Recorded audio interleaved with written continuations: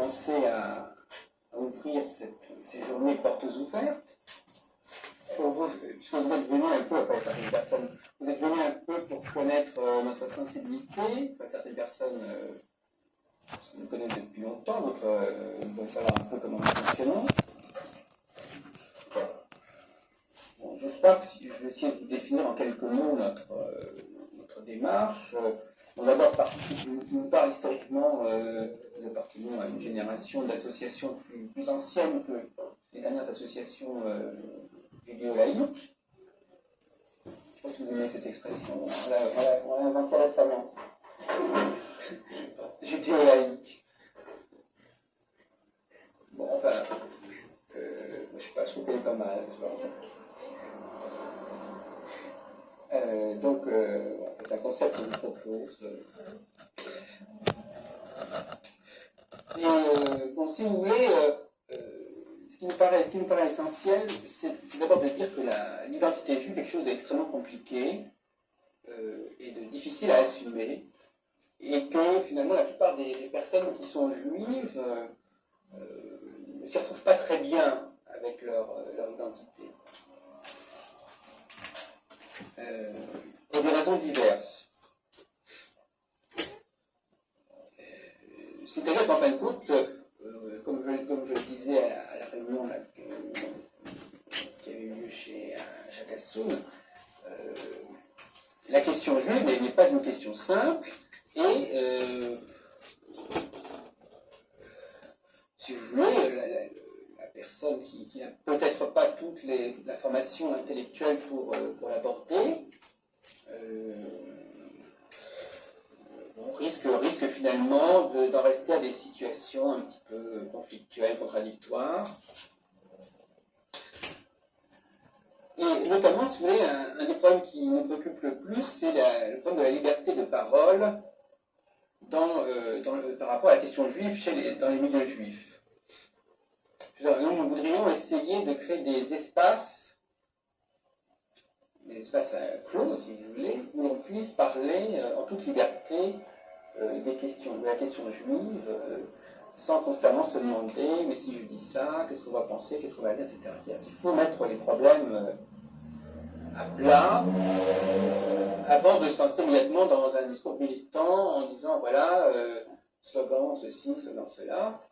Je crois qu'il faut qu'il y ait un certain nombre de personnes, en tout cas, qui fassent l'effort de réfléchir calmement et sereinement sur ces sujets, sans immédiatement avoir des préoccupations militantes, ou sans immédiatement se dire mais qu'est-ce que les autres vont penser de notre discours. Je pense que c'est en dédramatisant ce sont de notions que l'on pourra probablement faire avancer la question. Donc le CERIJ, une sorte se veut un lieu d'expression libre sur la question juive, pour les juifs essentiellement. Et à notre connaissance, nous ne percevons pas cette préoccupation de liberté de parole, liberté de réflexion dans les autres associations. Elles ont parfois une liberté d'action, si vous voulez, c'est-à-dire qu'elles se permettent, bien entendu, une certaine liberté par rapport au commandement, par rapport aux pratiques juives, si vous voulez. Elles ont une liberté par rapport au judaïsme, je ne sais pas, par exemple, liberté par rapport à la cache-route, par rapport au respect du Shabbat, etc., dans les milieux laïques, mais elles n'ont pas forcément une liberté de parole, elles n'ont pas forcément un discours plus libre que celui du judaïsme sioniste, du judaïsme religieux. Là, il y a un premier décalage. Le deuxième décalage, c'est que leur représentation de la question juive n'est pas forcément différente de celle qu'on trouve dans les milieux sionistes ou religieux. C'est-à-dire que nous, on pense qu'il y a un décalage. On pense que la représentation qu'ont les Juifs de leur histoire est à revoir. C'est-à-dire qu'il faut avoir un nouveau regard sur l'histoire du peuple juif. On ne peut pas être en diaspora et porter un discours historique sur l'histoire du peuple juif qui serait celui d'un discours un discours qui serait plus approprié pour des personnes qui seraient en Israël, par exemple. Est-ce qu'on peut avoir une représentation sioniste de l'histoire tout en étant un juif de la diaspora, par exemple? Alors ça, ce sont des contradictions, des problèmes conflictuels qui pèsent sur l'identité juive. Alors, par exemple, on vous avait distribué un document, et vous, par exemple, qu'on a pris dans la presse, et je voudrais faire comprendre dans quelle mesure notre façon de réfléchir sur ce document n'est pas du tout hystérique. C'est-à-dire je suppose qu'un document comme celui-là, on imagine tout à fait le genre de réaction qu'on peut avoir quand on lit un texte comme celui-là, le Front National et l'antisémitisme, etc. Bon. Nous, on essaie d'avoir une lecture beaucoup plus sereine de ce genre de texte. On essaie de comprendre pourquoi est-ce qu'on a dit cela, qu'est-ce qu'il voulait dire, dans quelle mesure y a-t-il une part de vérité dans ce texte.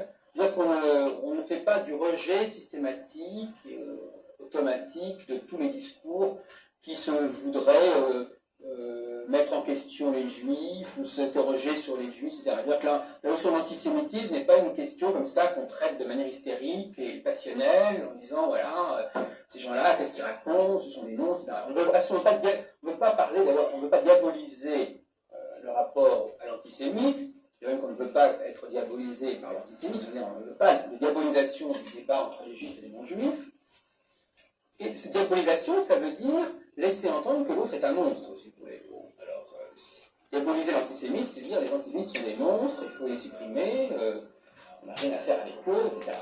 Alors, il ne me semble pas que ce soit... je veux dire, on ne peut pas se comporter. Disons, nous, aux séries, on essaie de parler de sujets extrêmement douloureux et difficiles avec un certain calme. Bon, je crois que c'est une marque de fabrique. Ce calme peut effectivement être provocateur, et ce calme peut irriter, effectivement. C'est-à-dire, comment peut-on parler calmement de questions aussi terribles, puisqu'il y a des éléments terribles dans la fidélité.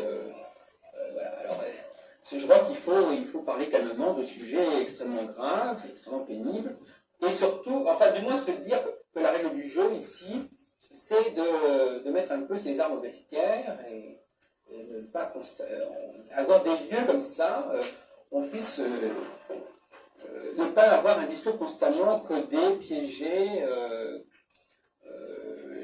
Et je crois que c'est vrai. Je crois qu'il est difficile d'être aujourd'hui un juif tout à fait bien dans sa peau.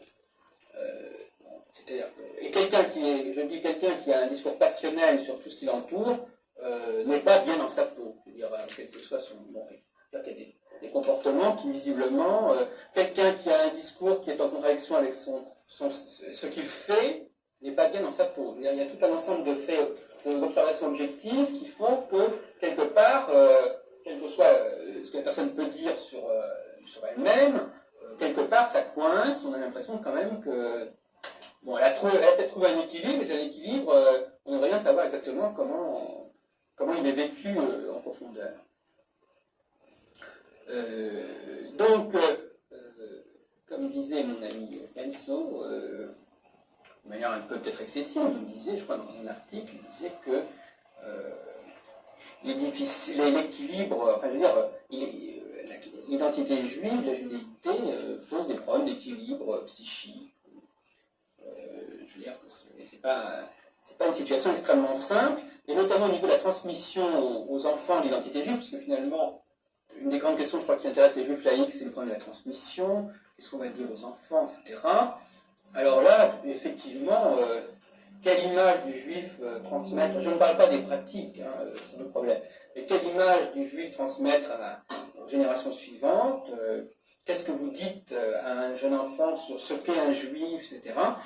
Il ne me semble pas que vous mettez dans sa tête des choses qui soient forcément très, très faciles à digérer, à assimiler. Alors c'est quand même un problème, je veux dire, parce que l'identité est nourrie par tout un ensemble de discours que la personne se voit proposer. Bon, si ces discours sont eux-mêmes anxiogènes, sont des discours qui génèrent des situations extrêmement difficiles à assumer, Donc, si vous voulez, la transmission de l'identité juive, la transmission de ce qu'est un juif à ses enfants, est une très grave responsabilité. Et donc, on ne peut pas, je veux dire, ça me paraîtrait quand même assez inquiétant de vouloir mettre dans la tête des enfants des... Alors, vous allez dire, au nom de la vérité, bien sûr, au nom de la vérité, on est bien obligé de dire les choses comme elles sont. Alors ça, c'est une expression qui n'a pas pour nous de tout sens. Quels sont les vérités? Est-ce qu'il y a vraiment des faits absolus et dont la lecture ne pose pas de problème dans l'histoire juive? Pas certain. Au nom de cette vérité historique, qu'est-ce que la vérité historique concernant le peuple juif? En quoi cette vérité historique s'impose aux juifs de façon absolue, et quels que soient les inconvénients et les enjeux que ça peut avoir sur le psychisme, sur l'identité? Alors justement, nous, un des concepts essentiels aussi riches, c'est l'idée d'une relecture de l'histoire juive. C'est relire l'histoire, la relire d'une façon qui ne soit pas forcément... là, il y a une discussion, qui ne soit pas forcément objective, qui ne soit pas forcément la seule lecture. On ne prétend pas, aussi riche, avoir la seule lecture possible de l'histoire juive, mais on prétend avoir une lecture de l'histoire juive qui soit cohérente et qui puisse être assumée par les juifs. Je veux dire, par exemple, prenez le cas d'un individu, je ne sais pas si vous essayez de raconter votre propre histoire,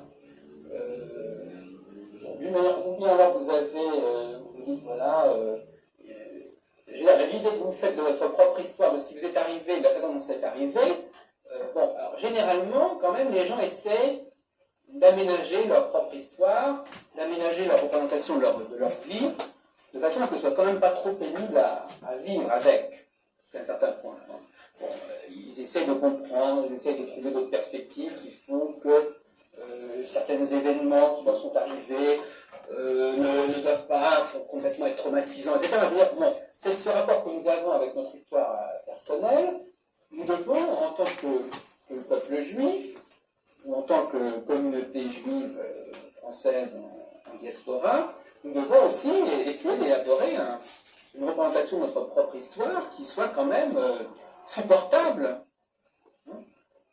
Et donc nous essayons, d'un point de vue, je dirais presque thérapeutique, ou d'un point de vue, disons, hygiénique en quelque sorte, au niveau d'hygiène mentale, nous essayons, si vous voulez, de nous demander si on ne peut pas parler de l'histoire du peuple juif d'une façon qui, au fond, soit relativement positive,